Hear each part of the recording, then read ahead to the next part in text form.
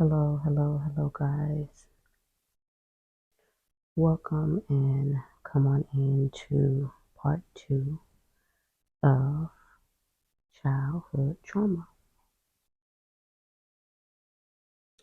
So, at the end of part one, I was going into detail about my personal experiences with relationship dating. And I want to let you know that your first relationship on this earth is with your parents. It is your mother and it is your father. I want to ask you a question, and you should be honest with yourself. How was your relationship with your parents? Can you remember the way that they made you feel as a child growing up? How were those emotions? Were they good emotions or were they bad emotions?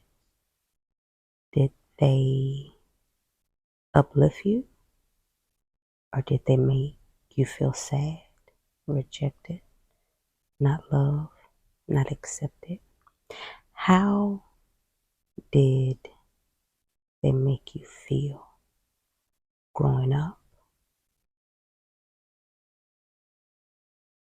How did they treat you?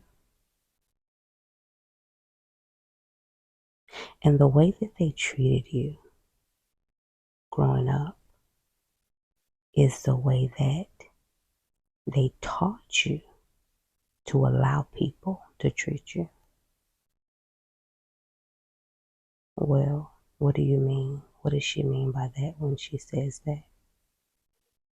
The way that your parents treated you growing up taught you what to accept in other relationships. By default, they were teaching you knowingly or unknowingly. And that is what you used, or that is what you allowed, or that is what you accepted.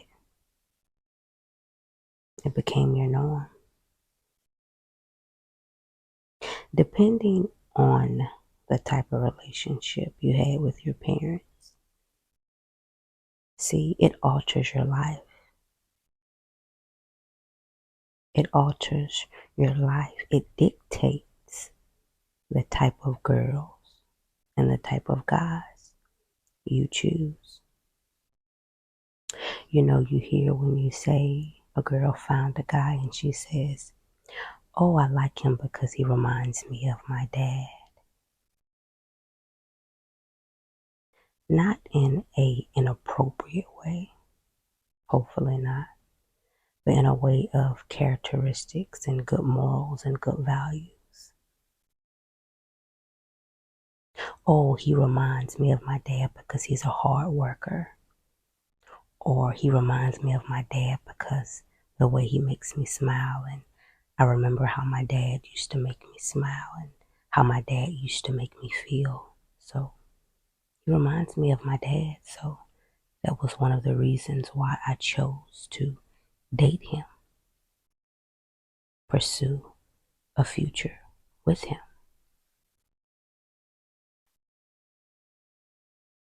Your first relationship on this earth is with your parents, your mother, and your father. Did you have a mother or a father that was narcissistic?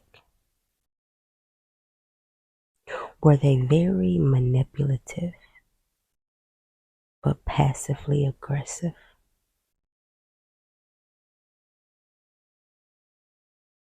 Did they find their way treating you and speaking to you a certain way, but it didn't come off as abuse? You just said to yourself, or you thought to yourself, oh, that's just the way it is. That's just how they are. Accepting that, making that and allowing that to be okay, when in actuality, that is not okay. It's not right to put your child down verbally, emotionally, or sexually. It's not appropriate.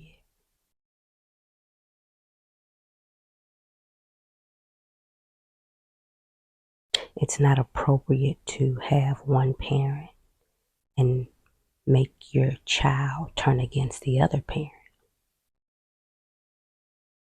because deep down, that other parent that manipulates the child, they're still holding a grudge against the other parent because the other parent rejected them, didn't want them, didn't want to be in a relationship with them. So they made the child suffer and pay for it. They took their emotions out on the child. They abused the child. All because the other partner did not want to pursue an ongoing relationship with them. So the child had to suffer.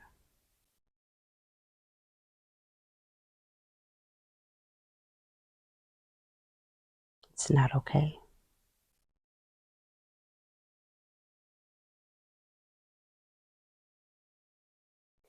I want you guys to start to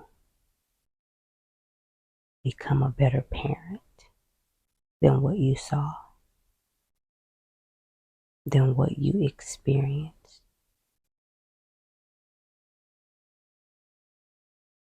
I know that it's in you. I know that you're able and capable of doing things different than what you saw and what you experienced as a child. I don't want you to follow in your father's footsteps. I don't want you to follow in your mother's footsteps. I want you to be better, to be wiser, to be stronger in parenting. And even though you received the short end of the stick growing up, you can change that for your children. See, you can be a better mother and you can be a better father if you choose to. Choose to make them feel accepted. Show them what love is. Implement it in your actions. Don't just say that I love you, but show them that you love them in a appropriate manner. Treat your children the way that you wish that you were treated by your mother and your father. Take them out on dates. Tell them that you love them. Write them notes. Do things with them together. You don't have to spend money in order to exhibit the way you feel about a person. All it takes is time. Time is very valuable. Time is key. Time is a necessity to life. And start using time and allow it to benefit you.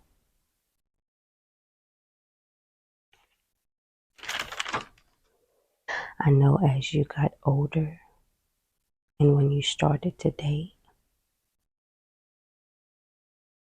you became blind to the things that were painful. You ignored it. You didn't say anything about it. You start to date guys and you started to think that it was cute when a guy pulls your hair and curses you out and you say, oh, that nigga love me. Or when a guy says that, oh, I'm going to kill myself if you leave me. And you think that it's cute. When actuality, if a guy or a girl is strong enough and bold enough and has courage to commit suicide, surely he can commit homicide when deep down inside that is what they really mean. That is what they're really trying to tell you indirectly.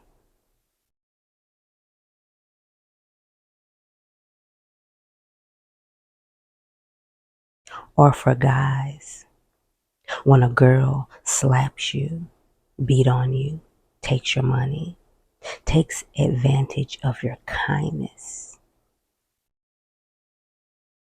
the way you treat her. She takes advantage of you and you find yourself, telling your homeboys, oh, she's just crazy. But that's my girl. She loves me. She's going to get it right. She's going to get it together. You must ask yourself, is that love? Is that real love? Do you know the definition of love? Do you know what love means? What is love to you?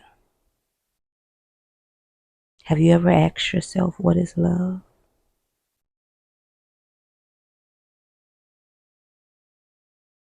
How does love supposed to make you feel?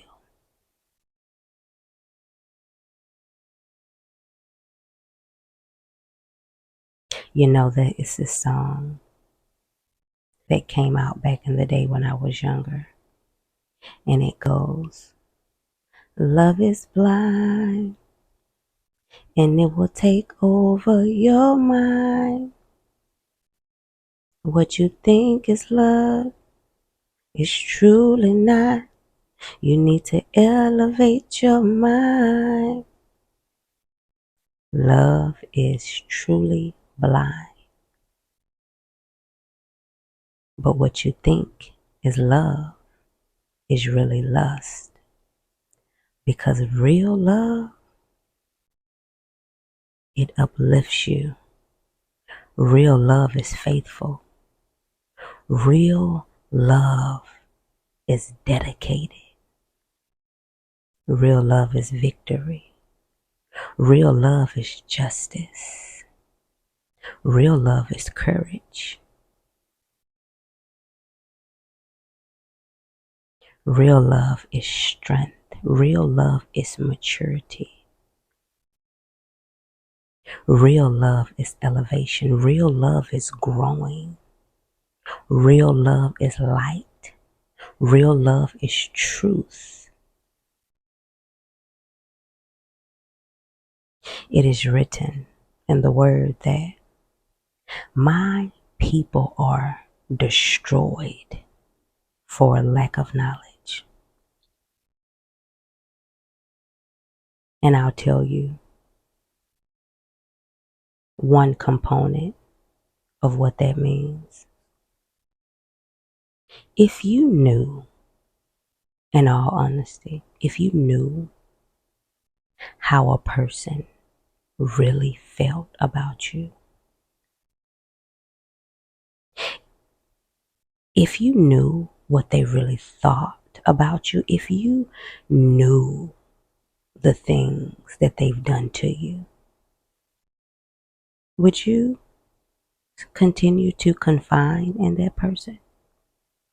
Will you continue to consider yourself as a friend? Will you consider to lay your life on the line to still be in a relationship with a person?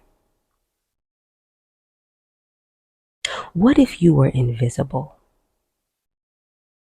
and you followed that person around and you could hear their thoughts. You can feel their feelings.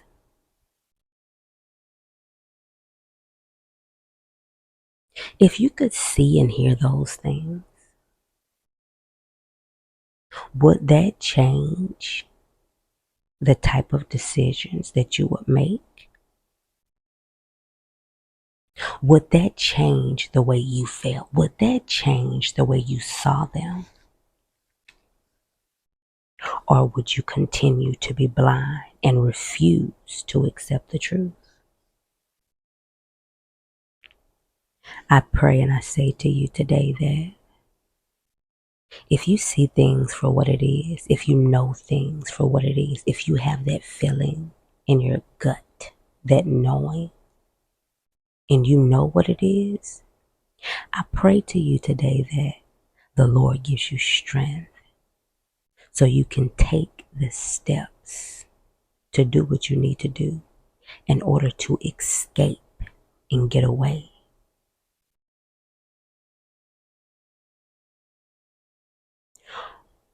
Why would you allow a person to continue to waste your time when time is valuable? Time is precious.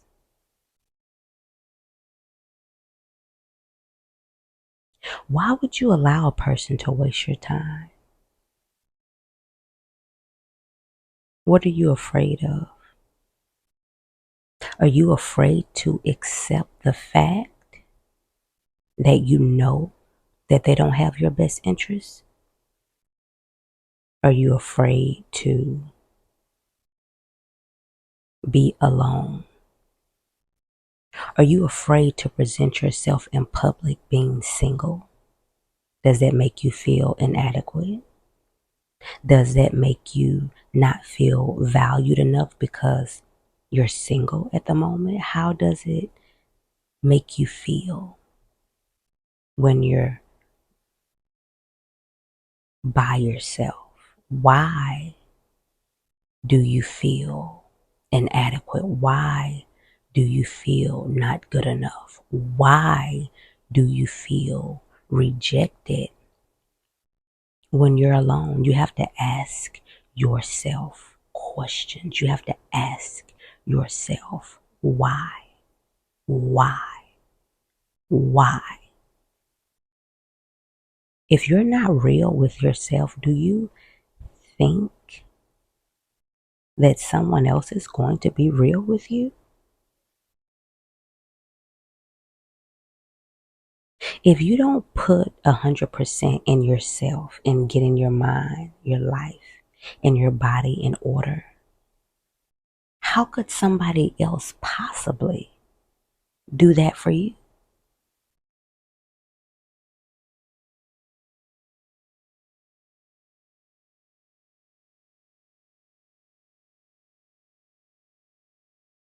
Why won't you let go? Why won't you accept the fact that in that relationship, it is what it is? Why do you think that you can change a person? How many years does it take? How many months? How many hours of the day? How many given gifts to a person? How many sexual activities do you think you can put in to change a person? You can't change a person's heart no matter what you do, no matter how much you give, no matter how you make a person feel. You can't change them. The only person that can change a person is Jesus. You have to give them to the Lord. And if it's meant, if it's in the will of the Lord, then so shall it be. But if it's not in his will, you must accept it and move on because he has better for you.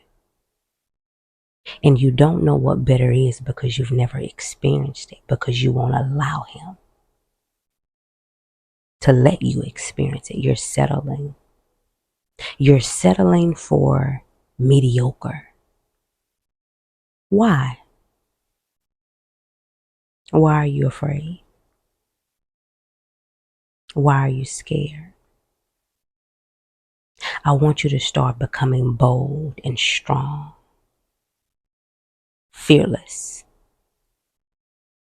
Start taking chances. Start investing in yourself, woman. Start taking chances. Start investing in yourself, man. You have to put yourself first. You must put yourself first. You have to hold yourself to a certain standard so that you can teach people the way you want to be treated. And you have to teach people because in this world, people will treat you the way they think that they can. But for you that is listening to this, you're not going to allow people to treat you the way they want to treat you. You're going to start teaching people the way that you want to be treated. And you're going to put a demand on it. And if they can't respect it, then they must go. They must leave. There are so many beautiful, wonderful people in this world. So many beautiful, wonderful places and things and people. And you've never really gotten to know and experience those things because you're at a low point. And how long are you going to stay there? How long are you going to accept the little? It's time to start today.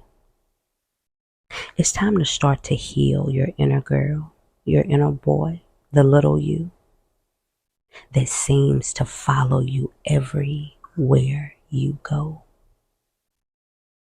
And until that little girl and that little boy is healed, you're going to continue to settle for less. You're going to continue to allow people to treat you any kind of way. You're going to continue to be timid, fearful, scared. You're going to continue to be oppressed from your past memories, emotions, and feelings. You're going to continue to be in abusive relationships. You're going to continue to date guys that's not fit for you because in all actuality, they're broken. They've been through painful trauma experiences as a child, but they're not going to talk to you about it because maybe it can be shameful. It can be embarrassing. So two people dating that are broken, how could that possibly work? How can you truly be happy and feel fulfilled when you have two broken pieces? Be real with yourself. Be true to yourself. And today, start to accept things for what it is. I love you. Jesus loves you. And I'm out.